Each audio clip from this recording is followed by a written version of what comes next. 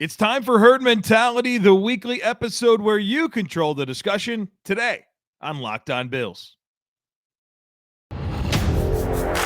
You are Locked On Bills, your daily Buffalo Bills podcast.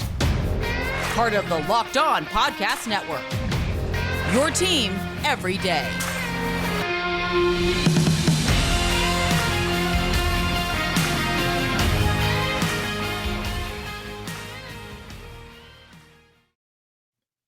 What's up, Bills Mafia? It's Joe Marino from the Draft Network, and I'm your host of Locked On Bills. Happy Tuesday to you, and thank you for making Locked On Bills your first listen every day. And as a reminder to you, we are free and available on all platforms, including YouTube. Today's episode of Locked On Bills is presented by PrizePicks. PrizePicks is daily fantasy made easy. You pick 2 to 5 players, and if they score more or less than their PrizePicks projection, you can win up to 10 times your money on your entry. First-time users can receive a 100% instant deposit match up to $100 with promo code LOCKEDON. That's prizepicks.com, promo code LOCKEDON. Well, folks, I'm back home, as you can see if you are watching this on YouTube, and very excited to dive into these herd mentality questions that we have kind of coming out of the Packers game. The trade deadline is right around the corner, and so that's really going to dominate a lot of our conversation today. Let's get started. First one comes from Justin, and Justin simply says, what do you think went wrong with our front in the run D? Now, I will admit that I haven't had a chance to watch the All-22 yet, and so I'm answering this from the perspective of what I felt watching the game. And I thought more than anything, the Bills weren't expecting them to run the football. I think it's really that simple. The Bills' run defense has been literally in every metric that you want to have, volume stats, advanced stats, whatever it is, the number one run defense in the NFL. I just don't think that in a game where it was a 3-possession game for a good chunk of it, especially in the second half, that the Packers were going to run the ball like they were. And so because of that, I thought they were very much rushing the passer and expecting pass and selling out at times to create pressure on the quarterback. And simultaneously, you're happy that they're running the football. Go ahead, have these rushing yards. You're down 3 possessions. There's 20 minutes left in the game. Okay. You want to play this style of game? Go ahead. So I don't think there's any type of schematic issues or talent issues or anything like that. It was just a really odd script for the Packers to embrace when they did. And so because of that, I really don't have much panic or concern about it. I think it was just a really interesting situation. And I'm surprised the Packers decided to play the game like they did. I think their objective was to not get boat raced. They didn't want to get fully exposed. Kept it close. I think that played into the Bills and what they wanted to happen. At the end of the day, you want to win the game. And we love the style points. We love the pretty stats. I do. I certainly do. I'll admit that. But at the end of the day, it really comes down to points for and points against. And the Packers, I think, did a disservice to their real chance to win the game based on the way they chose to play it in that second half. The next one comes from Dylan, who says, the second half seemed strange. I feel like Josh and the boy, all right, I see what you did there, just seemed bored or like they had already won. Seeing what the Ravens have let happen multiple times this season, is this concerning? The rest of our schedule is pretty weak, and we will most likely be up big early in a lot of these contests. Should I be concerned? No, you shouldn't be concerned. We've seen this team play enough football this year to know that this is an odd situation. And I think it goes back to a lot of what I just said in the previous answer. The Packers embraced a style of play when they were down 3 possessions that we didn't expect. Now, that doesn't excuse the offense. I talked about that on the podcast on Monday at length. I mean, Josh played poorly. There was no consistency throwing the ball to anybody that wasn't Stephon Diggs.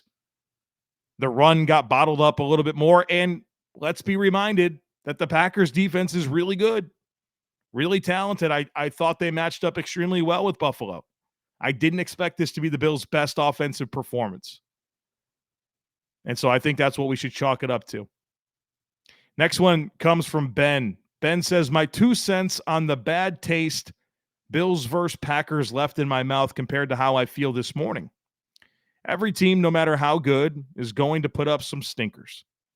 2021 stinker from the Bills. They scored 0 touchdowns and managed to lose 6-9 to a rookie quarterback on a team that would go on to have the first pick in the draft. 2022 stinker from the Bills. They win by double digits against an all-time great quarterback in primetime. I'll take that 10 out of 10. Now, Josh is pissed going into a big matchup against the Jets. Maybe it was the best thing for us. Look, I don't know if this is going to be the stinker of the Bills season. You know, I don't know if we're going to go there. I don't know if there's going to be a bad, like a legitimately bad lose the game type situation coming. But to your point, and if you look at it through this lens, you take it. I got a DM that somebody brought up the Falcons game last year and kind of coming off with a Patriots win. And that was a big kind of bounce back game. You wanted that revenge for the wind game that you lost. You go to New England and you really took it to them, and you came back and you didn't really play that great against Atlanta. I think that could be a little bit more of the parallel from last year, right? I don't know if I'm going to go there with the Jags. I think the Falcons game is a good one to bring up, especially from the Josh Allen angle. So I'm with you.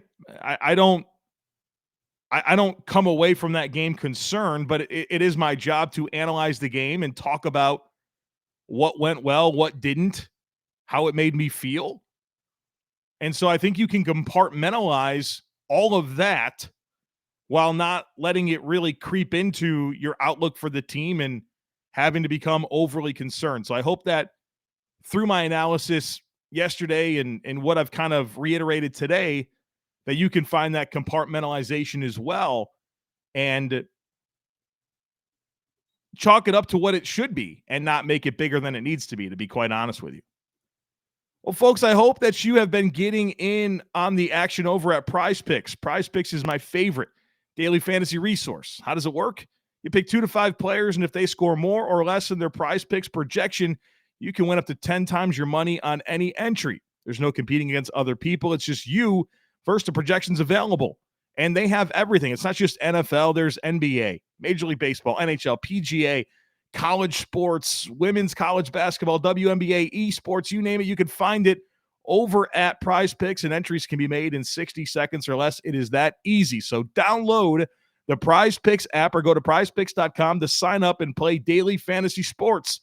First-time users can receive a 100% instant deposit match up to $100 with promo code LOCKEDON. So if you deposit $100, PrizePicks will give you $100. If you deposit $50, PrizePicks will give you $50. Just don't forget to use our promo code LOCKEDON at sign up for an instant deposit match worth up to $100. We all know when it comes to sports, teamwork is everything. Every player on the field has their role that contributes to helping their team win. And honestly, it's the same when it comes to game day snacking. Whether it's making the dip or bringing the chips, everyone has their role. And if it's you bringing the chips, let me tell you, I'm going to make you the MVP because Zach's Mighty Tortilla Chips are out here changing the game. These are the best tortilla chips out there. My wife and I love them. We make all kinds of dips all the time. Buffalo chicken dip, spinach dip, artichoke dip. We love them in soup. Chicken tortilla soup's amazing. Chili. And we always go to Zach's Mighty Tortilla Chips because they're delicious, they're crunchy, and they're made to dip. You never, and I mean you never have to worry about these things breaking in half when you dunk them in guacamole. They're sturdy. And I also love that they're grown from organic Flint corn in upstate New York. So be the hero of this week's tailgate and grab a bag of Zach's Mighty Tortilla Chips at your local Wegmans. Zach's Mighty Tortilla Chips, making you the MVP.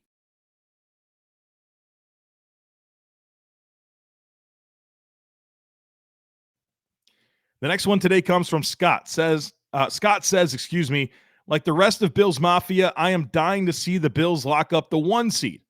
Obviously, it means the Bills will only have to win 3 playoff games to win a Super Bowl, not 4. Provides an opportunity to not only avoid injury in the wild card round, but get healthier as a team. And it provides home field advantage the whole way. However, after listening to your Friday pod and watching the Packers game, I have some concern that they could enter the divisional round flat and stagnant. What level of concern do you assign to this? Unlike the last 4 teams we have played off the bye, these playoff teams could take advantage of this opportunity. I think this is a really good thing to bring up, Scott, and I've thought about this because this bye week stuff is stuff I talked about last year. So I've been thinking about this really for about a year. This is where I'm at with it. I recognize those concerns, right? I think the last 4 years has revealed to us that Sean McDermott teams coming off the bye, they win, but there's a sluggishness, there's a flatness, there's a stagnant nature about those performances coming off bye weeks.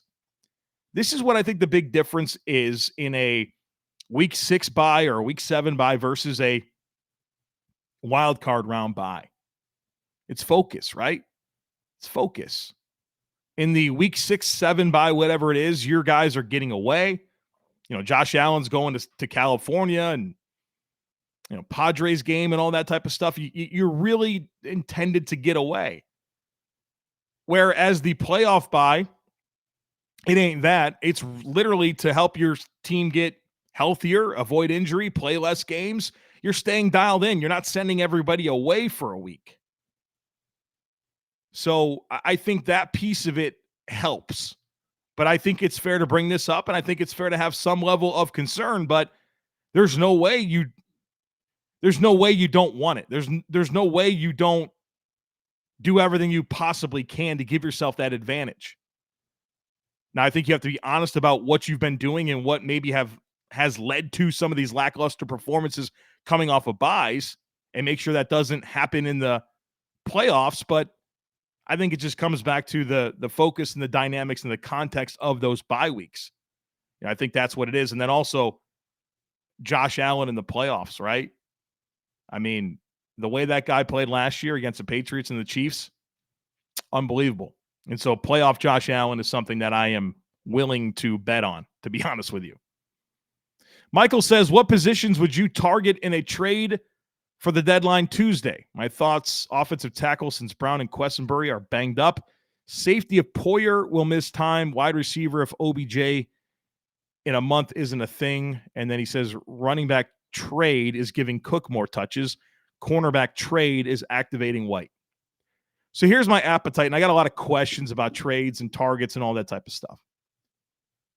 I'm pretty indifferent. If Brandon Beane goes out and makes a move to upgrade the roster, I will understand it. I trust his ability to assess, and I trust his ability to responsibly go get a player or players. However, I don't find myself sitting here hoping the Bills just quote unquote do something. I don't feel that urgency of this is the window, this is the year, go all in. I think they have. When they signed Von Miller and Daquan Jones and Tim Settle, that's what they did. They went all in. 6 years, $120 million for Von Miller. So I think we have to be careful to not think that Brandon Beane hasn't gone all in because he didn't do a trade deadline move. I think he's been very aggressive to this point to craft a roster that can win a Super Bowl. I think the most meaningful upgrades that are going to happen for this team are going to be players that they already have. It's Trey White coming back. It's Ike Bucker providing depth on the offensive line. It's Marquez Stevenson providing an answer at wide receiver. It's maybe getting Duke Johnson involved from the practice squad. It is James Cook emerging and settling in for this offense. I think those are the things that are really going to move the needle for the football team. You can't sit here and talk about the importance of OTAs and training camp and preseason and time on task and time in the system. You can't sit here and tell me how important all of those things are while simultaneously telling me that a player added 8-9 games into the season is a tried and true way to get the impact that you're looking for. A player you're going to add that has no time with these players, no time in this system, and no time to really get it. You got to step in and do it right away. So I really do mean it when I say I'm indifferent. Like, if Brandon Beane does something, I'm looking forward to analyzing it and giving you my thoughts and probably supporting Brandon Beane because I trust the man implicitly. But I also don't find myself sitting here begging for him to do something. I think the Bills have that type of team right now. I think he did a whole lot. So I know that's boring, but I really do mean it. I'm indifferent on the trade front. I will understand it no matter what. Vin says, in your opinion, is there any way you realistically think the Bills let Tremaine Edmunds walk next year? And then secondly, we saw more of James Cook last night. Do you think this is just a sign of things to come? In the past, we have seen them work in rookies slowly. Let's first start talking about Tremaine Edmunds and if realistically I think the Bills will let him walk. Here's where I'm at with that. And this is not me sitting here telling you what I want to happen. This is me being predictive. I think the Bills bring back Tremaine Edmunds. Tremaine Edmunds is the second player Brandon Beane ever drafted. And he's young. And he's been a Pro Bowler. And he's the leader of the defense. I just don't see him as the GM, the guy that brought him here, the guy that traded up for him. I don't see him being a one contract and done player. When they picked Josh Allen and Tremaine Edmunds in the first round in 2018, I think it was very much with those guys being the quarterbacks for the respective units for a long, long time. So I just don't see the Bills letting him get away predictively. I could be wrong, but that's where my mind goes when I think about the prospects of all of this. Then you mentioned James Cook and it being a sign of things to come and, you know, the Bills' propensity to work in rookies slowly. I think all of that's true. I'm really hopeful that it is a sign of things to come. I thought he played well. He looked confident. He looked explosive. He did the things you hoped he could do, both as a receiver and as a runner. And yes, the Bills do work in rookies slowly for the most part. I mean, you know, Greg Rousseau started every game last year. They're going to Christian Benford, Kyer Elam. Those guys are going to, they started in week 1, right? I mean, the Bills are willing to play rookies. That's for sure. But rookies, there's something there. You have to live with the variance of a rookie, right? I mean, for every team, the Bills included, there is just their level of inconsistency that comes from a lack of experience at this level where they're just going to make mistakes. They just do. Josh Allen calls every rookie a dumb rookie. He said that multiple times. You're a dumb rookie until you're not. And so for a team like the Bills at this point in their life cycle and what the expectations are, I understand some hesitation before just giving a rookie a huge, huge role, although when it's been warranted, they have. Zach says, when Trey comes back, if it's him and Dane Jackson at cornerback, are there any changes at safety, or do you see them staying with Damar Hamlin and Jordan Poyer? I think they're going to stay with Damar Hamlin and Jordan Poyer. I think there's a long-term transition for one of these guys, whether it's Dane Jackson or it's Christian Benford, to eventually transition to safety. Cam Lewis has already started to do that. So I think that's in the cards, right? If you have starting caliber players in Trey White, Christian Benford, Kyer Elam, and Dane Jackson, you're only playing 2 of them at a time. You got to find ways to get these guys in the field. So there is a big picture question to be asked here. But I think for this year, I'm not sure that there's going to be that transition. I don't think you're going to take a guy and put him at safety right now and expect that to yield good results for your team. I think that's more of an off-season project.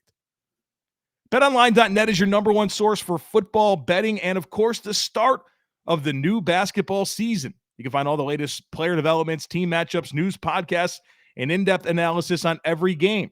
And as always, BetOnline remains your continued source for all your sports wagering information with live betting and up-to-the-minute scores for every sport out there. It's the fastest and easiest way to check in on all your favorite games and events, including MLB, MMA, boxing, and golf. So head to the website today or use your mobile device to learn more. It's BetOnline, and it's where the game starts.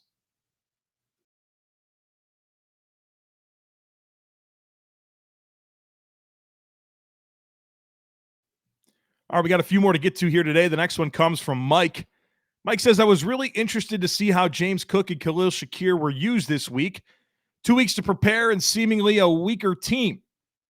It looks like Cook's workload is ramping up and that trust is being developed. If Cook, Singletary, and Gilliam remain healthy, do we see Moss again? With how good the running game looked, I'm not sure we need to trade future picks for an upgrade. I was disappointed in Shakir as a receiver. I'm happy for McKenzie, although that play looked like 2021 McKenzie, a manufactured play for him. He hasn't shown that he can be the slot consistently. Do you think that stays this way? I'd like to see some of those slot touches slowly move to Shakir over time. I was really excited for McKenzie in the preseason, but it hasn't panned out.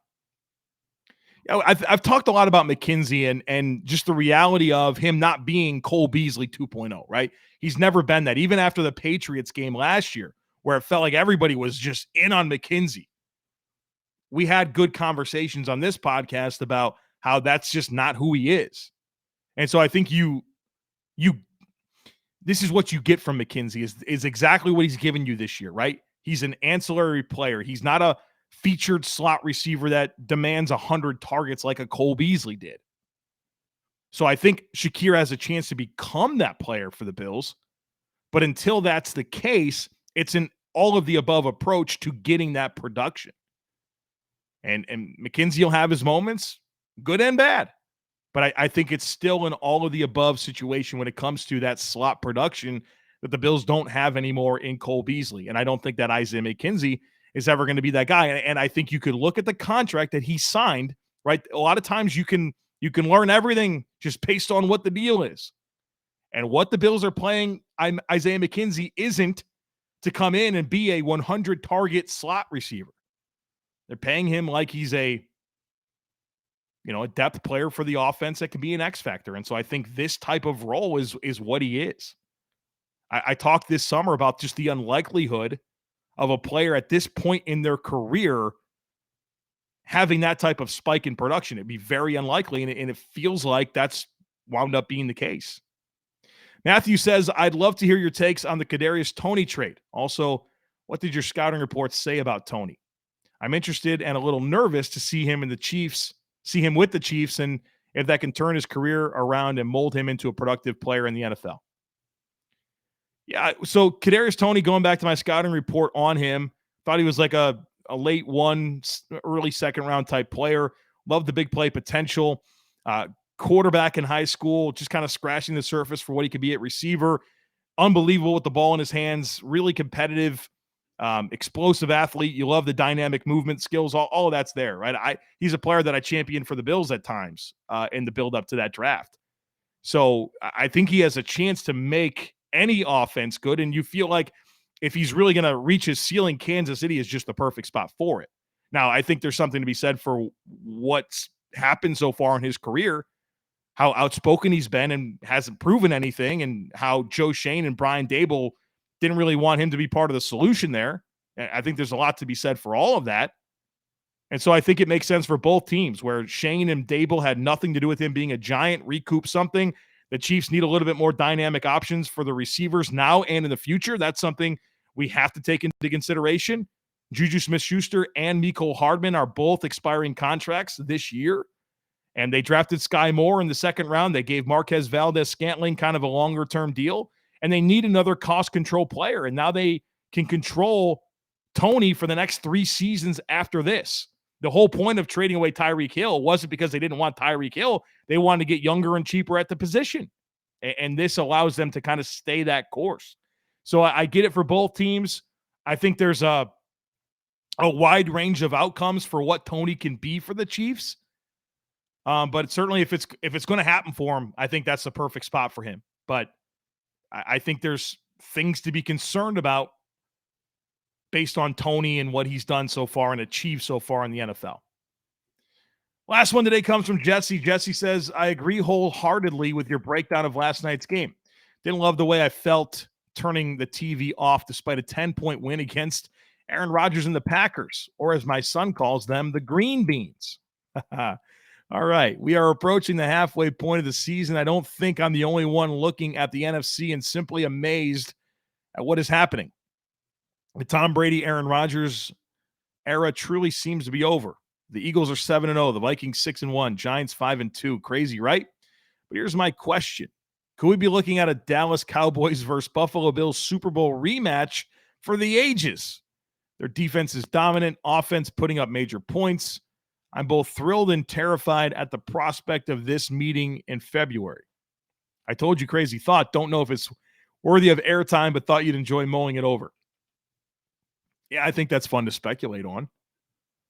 I mean, if the Bills get to the Super Bowl, who cares who they play, right? I want to see the Bills play in the Super Bowl this year. So bring on Dallas, bring on Phil, whoever.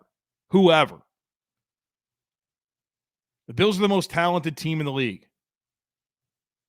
They got that guy. They will have, over any NFC team, they will have a decided advantage at quarterback. Like a significant quarterback advantage. The Bills defense is really dominant too. The Bills can score a lot of points too. And they got that Josh Allen guy. So I respect every opponent. You guys know that. You've listened to this podcast long enough to know that we have a lot of respect for every opponent. We recognize that there is a script, there is a path for any team to beat any team. But I like us. I like the Bills against anyone that the NFC has to throw at them. Sign me up. Where do I sign? Where do I sign for Bills, Cowboys, and Arizona in February? Would love it. Would love it. All right, folks, that's going to do it for us here today on the podcast. Tomorrow, we focus on the New York Jets and getting ready for them. And if Brandon Beane does a trade, of course, we'll talk about that as well. So make sure that you are subscribed. Would love it if you took a second to rate, review, and share the podcast. Have a great rest of your day, and I look forward to catching up with you again tomorrow.